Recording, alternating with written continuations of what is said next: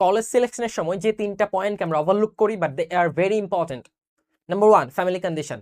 কেউ যদি বাইরে এসে পড়াশোনা করতে চায়, সেই ক্ষেত্রে বাইরে পড়াশোনার খরচ চালানোর জন্য, থাকা, খাওয়া, ট্রান্সপোর্টেশন ইত্যাদির জন্য ফ্যামিলিকে একটা স্পেসিফিক অ্যামাউন্ট বিয়ার করতে হয়।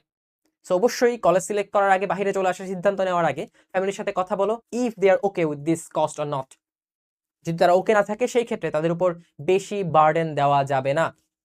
নাম্বার 2, কলেজ এবং বাসার ডিস্টেন্স। তোমার কলেজ এবং বাসার ডিস্টেন্স যদি অনেক বেশি হয়ে যায়, সেক্ষেত্রে এইচএসসির শর্ট লাইফটা তোমার কলেজ বাসা আসা যাওয়া করতে করতে রাস্তায় বা বাসে বা রিক্সায় চলে যাবে। সেই ক্ষেত্রে নিজে পড়াশোনার খুব একটা সময় তুমি পাবে না। সো অবশ্যই এমন একটা কলেজ সিলেক্ট করতে হবে যেটা ভালো, তোমার কাছে মনে হচ্ছে কন্ডিশন ভালো, পাশাপাশি বাসার কাছাকাছি হয়।